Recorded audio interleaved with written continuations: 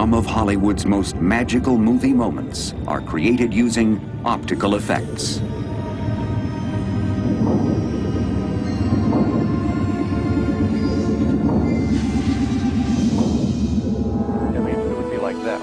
Elements which could never be shot together are filmed separately and then combined seamlessly into a single image. Now in complete control! Almost every film ever made contains a number of optical effects, and sometimes that number is in the hundreds. Four-time Academy Award winner Ken Ralston is known as a modern-day master of optical illusions. Today, we'll catch up with Ken as he embarks on a new project at his longtime home, George Lucas's Industrial Light and Magic. We'll also find out how optical effects help make King Kong come alive. And we'll meet the legendary Linwood Dunn, whose optical printer changed the way films were made. Coming up, we unveil the secrets of Hollywood's optical magicians on Movie Magic.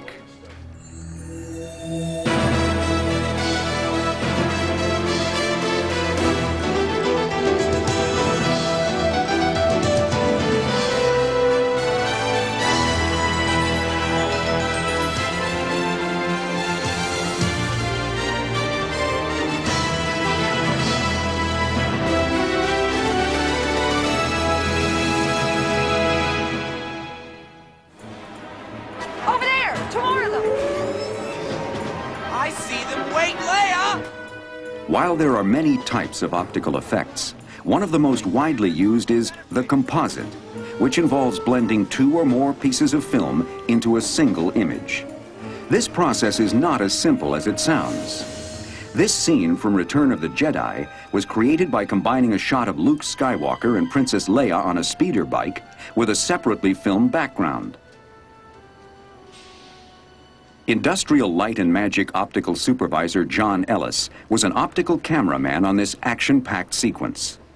The background was shot with a camera mounted on a Steadicam, and the Steadicam allowed the operator to walk through the forest and not get the vibrations up and down of a person walking, and then taking a frame every few seconds speeds up the action. It makes it look like you're sailing through there at 150 miles an hour.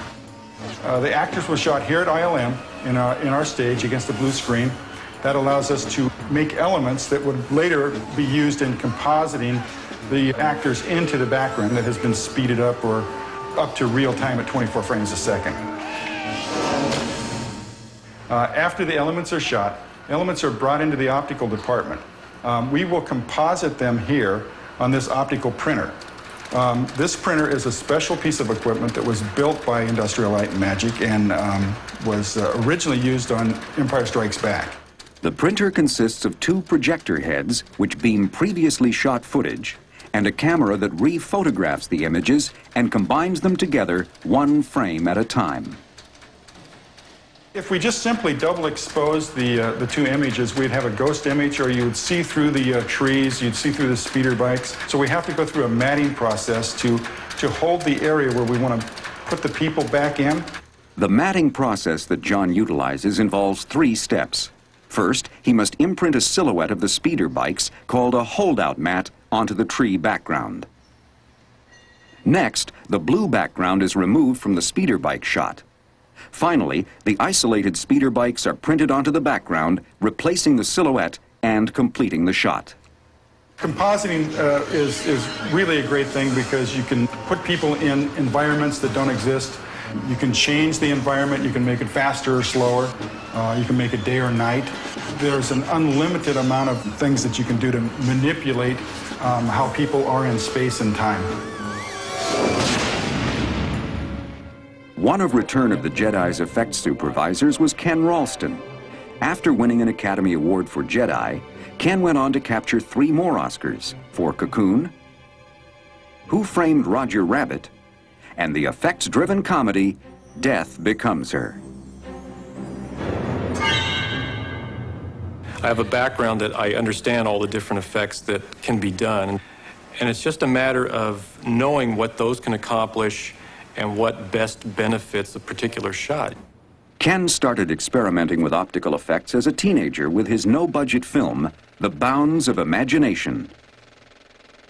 The Bounds of Imagination was shot when I was 14 years old, on weekends and every spare moment we had. It was all 8mm, and essentially it started off with a friend, Glenn Anderson, and myself, just wanting to do some kind of a project that encompassed a lot of different effects work. But we flipped a coin to see who would be in the show. Unfortunately, I won the toss, or lost the toss, so I had to be in it. So we were just going crazy. We had all these split screens in it and double exposures. We had to run off into the closet, back the film up by hand, and started at the first part of each roll, and then time back to where we thought our split screens would take place. In the early 1970s, just out of high school, Ken worked on television commercials for Cascade Pictures.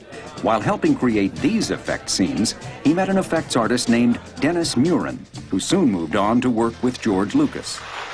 After a while, Dennis got some script for some obscure film called Star Wars, and they wanted him to work on it. And we were reading the script, and we were just laughing because we would all want to write the same kind of science fiction script, but who would make something so big? Dennis brought me on as a camera assistant.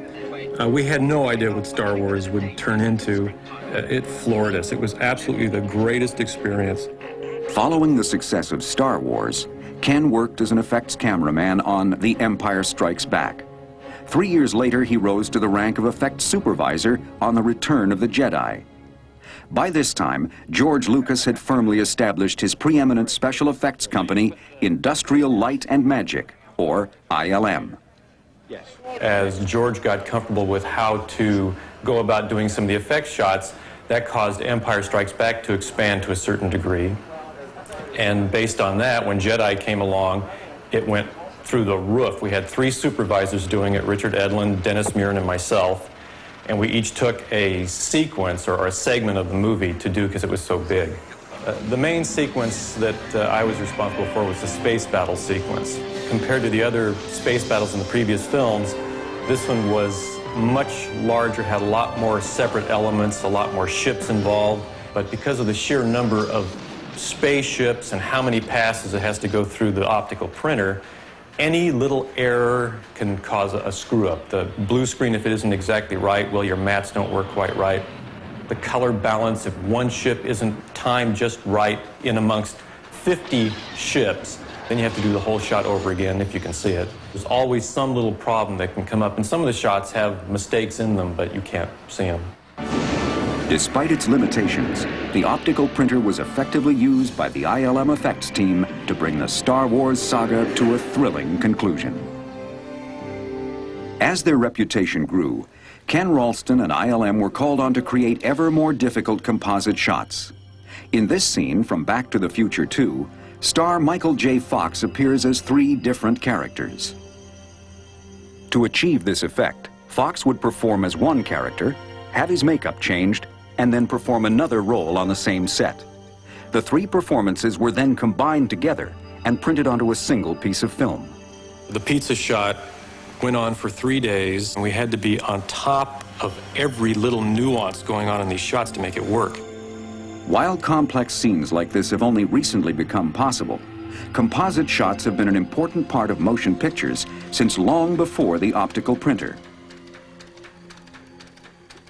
In the early days, composite shots for films like The Great Train Robbery were done right inside the camera. Director Edwin S. Porter shot the moving background first, covering a portion of the lens. He then rewound the film, covered the other portion of the lens, and shot the actors. In the 1930s, filmmakers began to develop the optical printer as a means of combining images.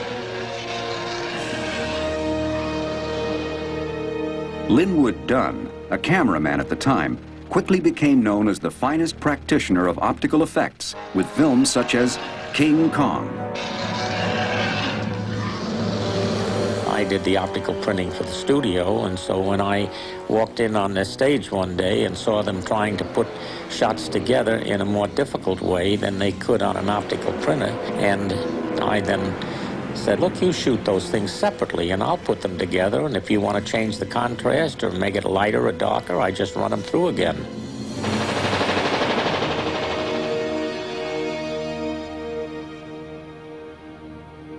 5 years later, in 1938, Dunn was presented with an especially difficult optical challenge. He had to combine shots of stars Katharine Hepburn and Cary Grant with a full-grown leopard named Baby. The optical printer was used in bringing up Baby because they found early in the film that the trained leopard was a little too dangerous to have in with the principal actors. The shot, for example, where up in the hallway, Cary Grant walks through, gets in an elevator, the leopard follows him, and then Hepburn follows the leopard, were all shot separately, but we always had to shoot the leopard first because we wanted to see how fast he walked. Dunn eventually created complex opticals for nearly 1,000 films, including Cimarron, The Hunchback of Notre Dame, and Orson Welles' Citizen Kane. On Citizen Kane, when Orson Welles came to the studio, of course he never heard of an optical printer, and finally one day we introduced him to it and let him know that it was a magic machine and there many things could be done with it. He would ask for actually ridiculous things that from a practical standpoint you wouldn't attempt them. And I would say, no, you can't, it isn't practical to do. And he'd say to me, is it impossible? And I'd say, nothing's impossible, it's just a matter of time and money. So I got into a realm in optical printing that I never had before. And in most all cases, it came out successfully.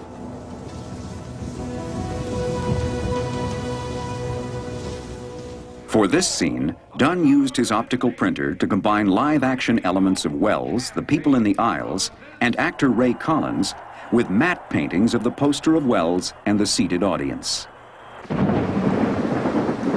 One of the more interesting shots recreated in post-production was the one where the camera went up the side of the building in the storm, over the roof, and through the skylight down into the nightclub. They were two separate scenes, and when Welles wanted to combine it into a continuous scene, I introduced a synthetic lightning flash on the optical printer, combined it by an out-of-focus mix with the reverse zoom going down into the nightclub. By the year 1942, dozens of optical printers were in use in Hollywood. Each one of these printers was custom designed. Linwood Dunn was hired to create an optical printer which could be mass-produced by the military. The need for an optical printer in the training films in World War II became very apparent when directors like Frank Capra got into the service in the Signal Corps. And they were commissioned to make certain kind of training films and propaganda films. And so they were used to having the certain sophistication that motion pictures have.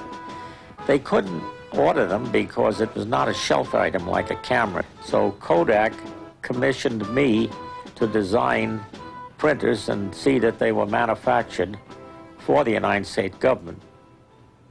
The Acme Dunn optical printer quickly became the standard, and Dunn was honored with an Academy Technical Achievement Award, which was upgraded to an Oscar in 1981. I believe I've been very lucky in my career because it covered a good many years from the silent days through sound and into all this new technology. But I think the most rewarding part of it is the number of wonderful people that I've worked with. I loved what I did, and I have the benefit of tremendous satisfaction because I can look on the screen today and see things I did. And well, we can have the eyes move, the hands. If you extended this shirt out to here a little bit more, then we could then puppeteer, make the, do all the joints inside the clothes so it doesn't look bad. That's a great idea. Like Linwood Dunn, Ken Ralston is an effects artist who specializes in compositing multiple images into a single eye-catching shot.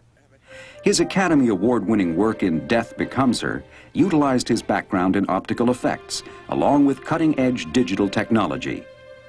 The whole shots in Goldie Hawn, the ones that seem to need the computer graphics the most are the real beauty shots, the close-ups where you really see the texture inside the hole, even though it's a subtle effect.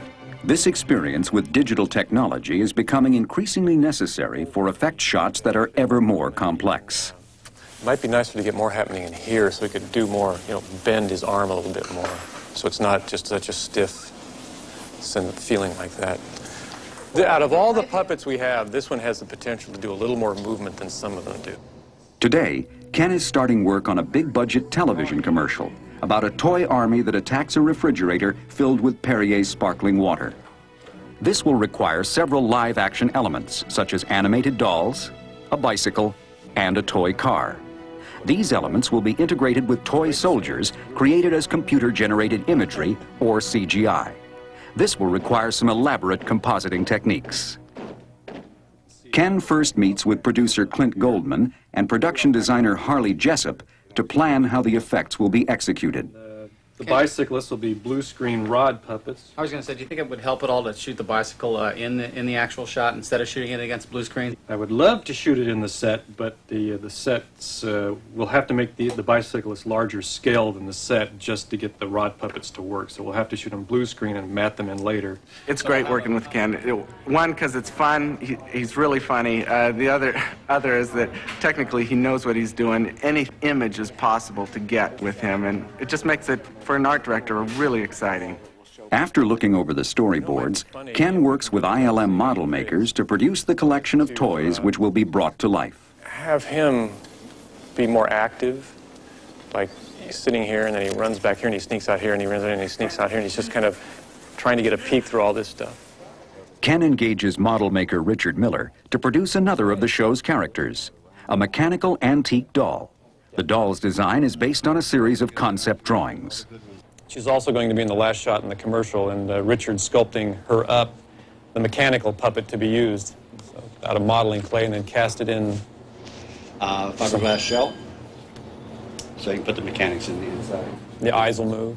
This is a radio-controlled eye mechanism for our doll's eye movement. What happens is this transmitter will send a signal to this little motor, and the motor turns the arm, which in turn rotates these eyes right and left. So what this means is we don't have to have rods or anything going into the head. We can just, by way of moving these joysticks on the transmitter here, we can have control over that. The doll will ride in a model Citroen fabricated by veteran ILM model maker Ira Keeler. Like it's a chrome-plated tin on the toy. Mm-hmm. Because that's fine. The more toy-like, the better. We're going to shoot this car blue screen. Camera will be on this side looking at it. It'll have a nice chassis bounce to it, so it looks like it's having some trouble. This doll will drive the Citroen. His head and arms will move in the shot. His arms are flexible, so the wheel actually does the work, so it looks like he's steering. And the head will be rod puppeted to do a little turning. He doesn't do much action. Another important model is a Tour de France bicycle. This doesn't look finished because we're deliberately making it look rough and like a lead sculpture here. Once complete, the car, bicycle, and dolls are filmed in front of a blue screen. The blue screen will later be replaced with the background shot. But for this composite, a computer will be used to combine the elements instead of an optical printer. Any of this is fine. He's just kind of looking around. With an optical printer, the blue screen is removed photographically. But that requires composited film to be developed before the composite shot can be seen. Digital compositing allows every step of the process to be displayed on screen instantaneously. In optical, if you have an error on your mat, you have to go back and spend an entire day rebuilding all your different elements. In digital, you can see an error and immediately correct it, so the time is reduced tremendously on how long it takes to do a shot. That's perfect. Perfect. Send it, ship it, final. Yow! While most of the elements in this commercial are physical models shot blue screen, Ken has decided that the toy soldier will be created as computer-generated imagery. This allows the animators to make one soldier and then use the computer to replicate it into an entire army. That's bizarre.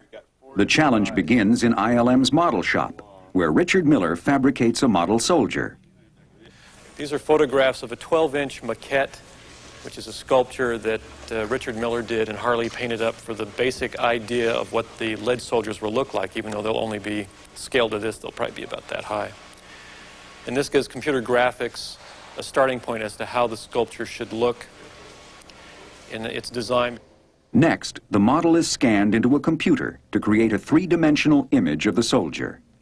How to work this thing. Computer graphics supervisor Doug Smythe and animator Joe Pasquale add color, detail, and motion to the figure. There's something strange about our arm action here, even though you've matched it to what they were doing. It's a bit extreme in the forward position, I think. It almost looks like they're hyperextending or popping their elbows. This one especially. He's not swinging all the way back. He's just going like that, like he's got a kink in his arms.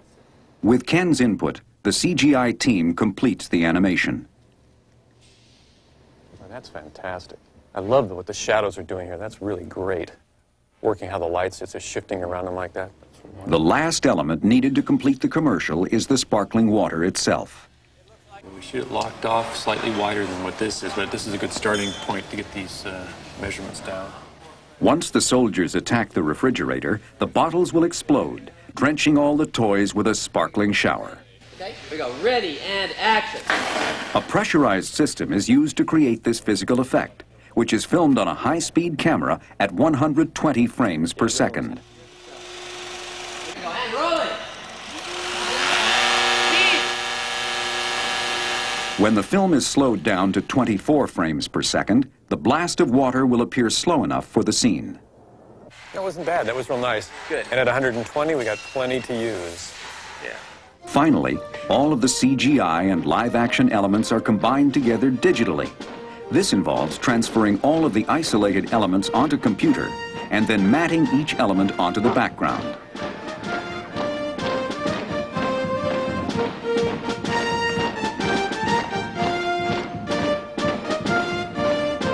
The result is a perfectly rendered CGI army brought to life in a mechanical toyland of epic proportions. At ILM, the spectacular has become the expected. But that doesn't stop Ken Ralston and his cohorts from continuing to look forward. And you're always trying to push that envelope, give the audience and the production people something that will, be unique. And trying to find that next unique image is a constant challenge. And I think that keeps us, those juices flowing. And it's what drives us crazy, and I think it's what inspires us the most.